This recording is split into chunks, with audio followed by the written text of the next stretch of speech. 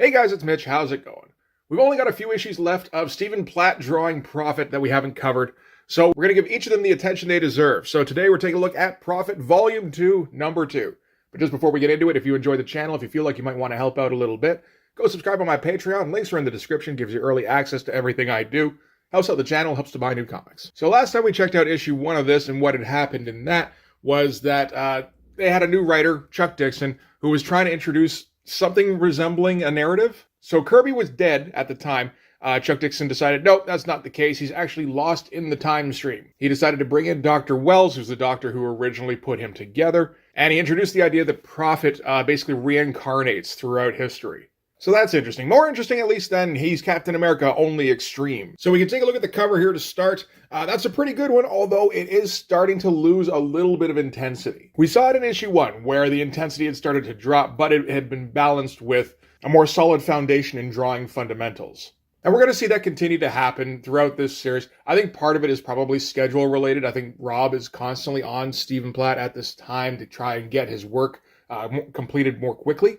So I think in a lot of cases, he is spending less time on the rendering on specific pages, but also, you know, if he doesn't have time to sit on a page and work out an interesting composition, then it's the intensity is not going to be there a lot of the time. So with this one, he's using a triangular composition, which is something we've seen Stephen Platt use a couple of times. It's very effective. Also gets a giant moon in there, which is nice. We haven't seen that, I think, since issue 7 of the first run. And we've got his adversary for this issue. We've got Dr. Wells, and we've got a story element that shows up at the beginning of the issue. So this is a pretty good encapsulation of the contents of the issue, actually. All right, so yeah, writer Chuck Dixon, penciler Stephen Platt, inker Marlo Alquiza. Nobody else on here is super important, although the guy who founded Liquid is still on here, so that's cool. So we're going to start things out. We can be pretty sure this is Prophet in the front here, but we're actually starting out with a tribe crossing the land bridge between Asia and Alaska, back before the continent separated. So kicking things off with that idea from Chuck Dixon about the reincarnating Prophet. So we're starting out like maybe 60, 70, 80,000 years ago.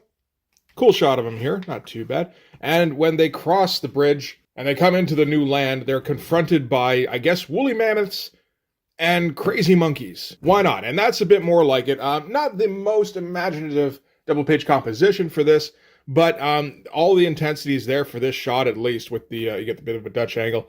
Everybody's swooping towards Platt. Everything's kind of coming in on him here. And of course, he's got his tattered cloak flying out all around him, which looks a little bit Capullo-y. I think Capullo has been doing this already at this point with Spawn. Also, these apes look pretty good. These are some good-looking apes here. Nice rendering, nice shading.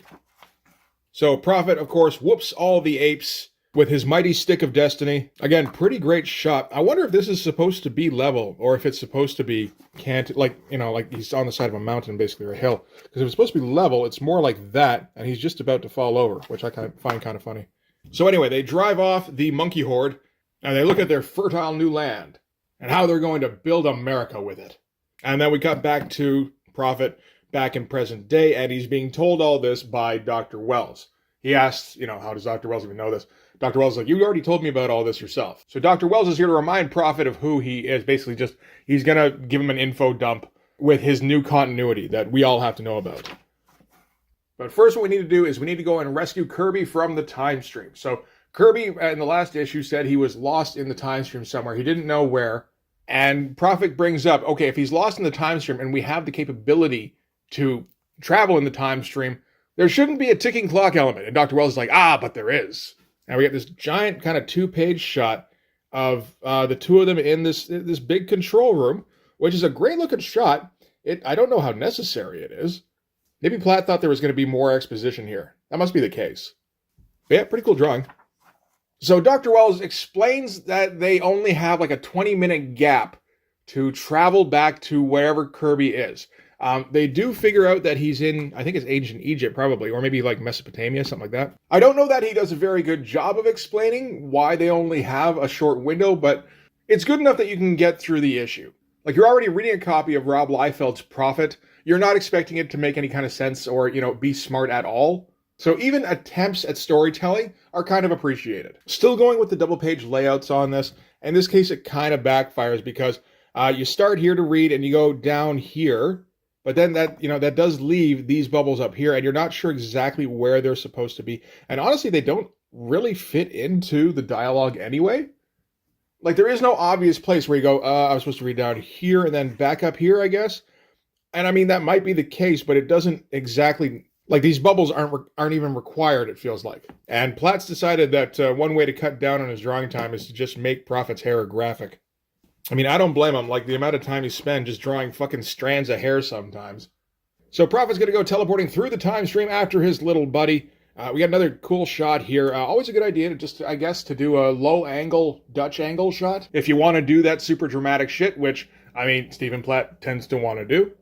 And yeah, so Prophet teleports away, and Dr. Wells gives a creepy smile throughout the whole teleportation process.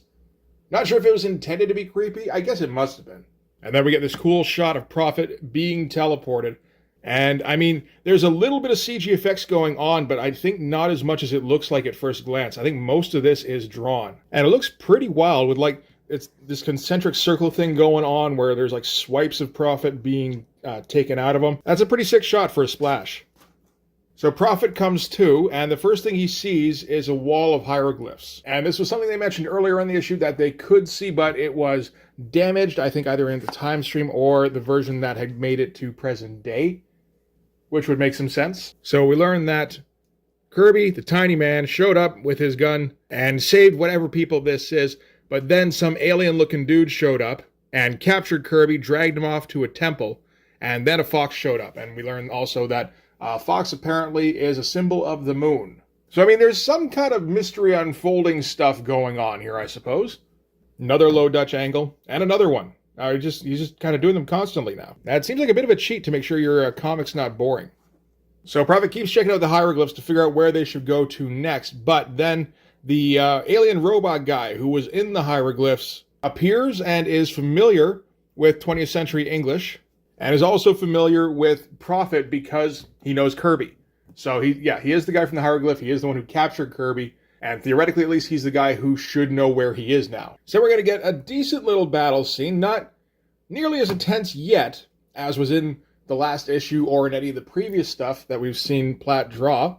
Dr. Wells is going to yell at him throughout that the time bubble is closing and he needs to get back to it. He can't engage in this fight, or he'll be lost in time forever. Something going on with these faces where they don't look right.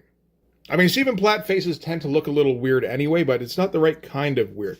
Unless he's just trying stuff out. Alright, so here we go. Here's a big old double splash of the robot thing jumping Prophet. It's a pretty awesome shot. It's right in the middle of the book.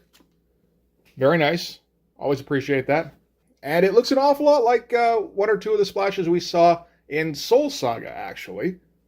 It's a little better than that, at least. There's a whole bunch of debris flying around. There isn't the amount of rendering on everything that there would be in Soul Saga, so it doesn't feel as stalled, like it doesn't feel like a freeze frame. I do miss the old Platt proportions, where like this arm, you know, would be this, like the bicep would be this big, and like his hand would be up around here. It wouldn't make any kind of sense. His lats would be out around where his elbow is right now. But pretty cool ship. I'm not sure where they are. Like, I like the perspective going on with them smashing out of one building and maybe against another one, or we could be looking up at them, we could be looking down at them, theoretically. Maybe that's water. No, it looks like it might be water. Like, you really got to search to figure out what the fuck is going on. It is water. It is a little funny that Stephen Platt went on to be a storyboard artist, because he is a terrible storyteller at this point. So they go smashing out of the building, land in the water, and they're going to just keep pummeling each other in the meantime. Not the best looking fight so far. Still not. Yeah, no. Apart from that double page splash, we're not getting anything particularly great looking here. Now, mind you, that double page splash was pretty fucking great. But, like, we're used to, like, page after page of awesome, intense-looking shit, and it's just not really happening. So Prophet hacks the alien robot thing in half. I mean, this looks like an attempt at an intense panel, at least, but it's not quite there. He manages to climb up the side of the building that he fell out of and get to the teleportation deal just before it fires, so I assume that he's safe to continue his search for Kirby. Seems to wake up underground somewhere in Asia in the past. And he recognizes his temple here as the one that Kirby would have been taken to. So naturally, he's just going to smash his way in, right past the guards. It's a fun shot. Although I have to wonder where, like, the decapitated heads have gone to. And smashes his way in. Kirby isn't there, of course, but a future spaceship is there. And with the symbols that were in the hieroglyphics, Prophet knows that his next stop is the moon. So that's, I guess, what he's going to use the spaceship for. And that's it for the issue. That was 22 pages. It really didn't feel like it, though. Like, there were a few good shots in this, but there was an awful lot of filler, it felt like. I guess we're getting close to Maximum Press coming out now, because I'm pretty sure that's what publishes both of these, Maxim Age, and this is Extreme Destroyer.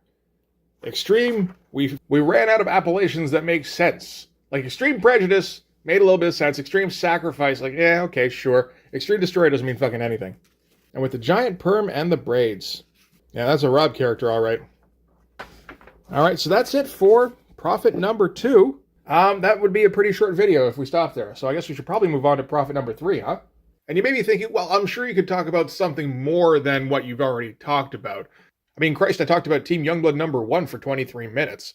But the problem with Platt is, if he's not going all-out intensity all the time, he's not worth talking about. I might as well look at an issue of Web of Spider-Man drawn by Alex Saviuk.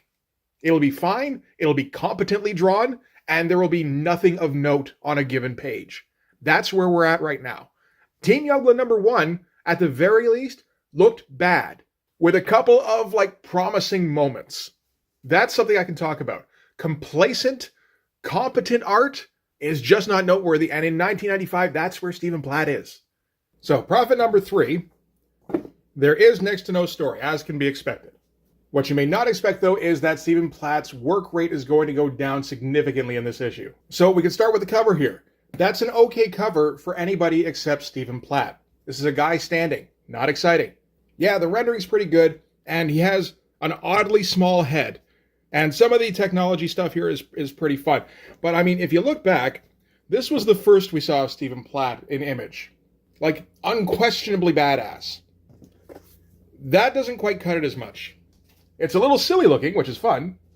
But for Stephen Platt, he'd set a high watermark, and everything he delivered in the last little while had been kind of subpar. So this one, pretty much the same credits as on the other one, except our Marlo Alcuza does most of the inking in this. Danny Miki does a couple pages, and Jonathan Sabal does a couple of pages. Honestly, I've looked through it. We won't be able to tell the difference. So, Prophet is heading up. It turns out not to the moon. I was mistaken there. He's actually going up to dock with Doc, D-O-C-C, which is the voice in his head, the kind of computer that runs his show. And this is the ship that apparently D-O-C-C is based on, which is a pretty good ship, although a bit of a simplistic design, it feels like. A lot of big blocks. Great textures in between all the big blocks. But, it doesn't feel like he's really spending a lot of time on the design element. Prophet boards D-O-C-C and is greeted by another Kirby hologram, because that was how he contacted him the first time. And we get no real interesting art on here, except maybe this shot of Prophet's head, I suppose. Like, interesting lighting. And we get what seems like it should be theoretically a long story about where Kirby is and how he got there. But really, it's just, he ended up on the moon, he's not sure how, and he got in a gunfight with some guys, but they won, and they captured him. And, look at how well-proportioned Kirby is. That's a little disappointing. He's still a ridiculous-looking person in terms of, muscle mass. But how would he have looked like a year prior to this? He would have looked incredible, right? So this is the bad guy who's captured him. His name is Lord Spire, and he looks like he has a giant A on his chest. I don't think that's the case. Anyway, another all-powerful, no-name extreme villain. But the Kirby hologram tells Prophet about how he was captured, and how he currently is still captured. I'm not sure exactly how he knew all that when he recorded the hologram, or if the hologram is just like AI presenting itself as Kirby. I suppose there's a few different ways it could go. But Kirby gives Prophet the coordinates he's going to have to fly to, and then he's going to have to teleport 150 years in the future. And this is our 2-page splash. Not impressive by Platt standards. None of it. This Prophet here, I know he can do better than this, quite a bit better. Not an impressive shot of Prophet on the ground with Curse standing over him. This shot of the Spire guy is okay, but we don't really know who he is, of course. And I feel like there should be more energy stuff flying around out here. See, this is what happens when you try to put somebody like Stephen Platt on a monthly schedule. You get better than average extreme artist, which is not the same thing as most insane comic book on the shelf. Anyway, Prophet is successful in teleporting to the future. He teleports down to the surface of the moon and shoots a bunch of guys who We're not even really going to see, are we? He talks about how he's going to bomb them from orbit, like the orbit of the moon, to shake them up, and then he's going to transport down and get a pretty good splash page in of him just shooting everything around him. That's all right. I feel like this page is where most of the effort for this issue went to this time. He busts into Lord Spire's fortress and rescues Kirby, I guess. Lord Spire briefly tries to sway Prophet to his side, which doesn't seem like it works even a little bit at all. Prophet shoots every fucking thing in the room, maybe including Lord Spire. I don't know. I do know that there is a minimal amount of line work in this panel for Stephen Platt. Once again, looking back to his earlier work, that's what shooting everywhere looks like. It's a little different, right? What does this look like? This looks a little bit like an elevated like Anthony Wynn or Dan Fraga, or take your pick. And you can see it happening on the page where he's becoming a better artist in terms of fundamentals. All of his characters are becoming more human looking, but who wants that? Anyway, Prophet and Kirby are able to teleport back to the ship, I guess, and then back to the present. Fun layout for these 2 pages anyway, even if the finish isn't there. And yeah, so they make it back to present day. We're at least given the concession that Prophet is 20 feet tall. And that's a pretty cool shot, even if it's not, as extreme as it could be. He did give us the low Dutch angle, which was nice of him. And then we get a bit at the end here where it seems like Kirby betrays Prophet, although maybe he's just going to be telling him about his past or something. Like, who even knows? Who cares? And that's it for Prophet number 3. Yeah. So again, kind of a downhill progression. Like, there's still a couple of good... What the shit is this? This looks like Rob drew this on a napkin and then blew it up. I think that might be the case. And we get Lethal number 1, 2-issue miniseries. No, it isn't. There's only 1 issue in existence, and it's drawn by Merritt Michaels. And then Thunder Agents, which I believe never came out. Oh dear, Maximum Press is just the fucking worst. We get an ad for War Child saying that's going to be written by Alan Moore, because that was the original intention before Alan Moore backed out. From the acclaimed writer of Watchmen, The Killing Joke, and Spawn. Oh, okay, that's what we're saying he is. And the creator of X-Force, Youngblood, and Evangeline. And I think War Child is the best stuff I've written for Image yet. They quoted Alan Moore in his own interview in Wizard Magazine. At least Rob's not going to be drawing it, because holy crap, does that look bad, eh? Anyway. All right. So that's Prophet 2 and 3. It's just kind of a downhill slide at this point. I have Prophet number 4, and there's a couple of interesting shots in this. But for the most part, this is all pretty standard. Like, this is probably the best shot that he's done in a little while. This does ramp the intensity back up. So that's something. But I think that's about the only thing in this issue that's worth talking about. And I'm pretty sure he's not drawing most... Like, he didn't draw this, I'm quite sure. He maybe did breakdowns. And yeah, like, okay, this is a fun, like, page design, but that's about it. This looks like Jeff Matsuda or something. And yeah, like, I don't even know if that's 22 pages. And again, issue 5, he does the cover, which is a pretty good-looking cover, featuring a little bit of copyright infringement. But he doesn't draw any of the interiors on it, and I don't believe he would draw any more Prophet going forward. And I mean going forward. Like, Stephen Platt still refuses to acknowledge anything he ever did with Extreme Studios. I believe he's gotten to the point now where he'll at least show up for cons and he'll sign some of his old stuff. Like Moon Knight, I think he will sign copies of Prophet. He doesn't want to talk about it, and he won't draw it. Which is a bit of a shame, but honestly, I don't know if I want to see the volumed up Prophet that Stephen Platt would draw in 2024. So anyway, that's going to do it for... I think our coverage of Prophet, really, and maybe our coverage of Stephen Platt.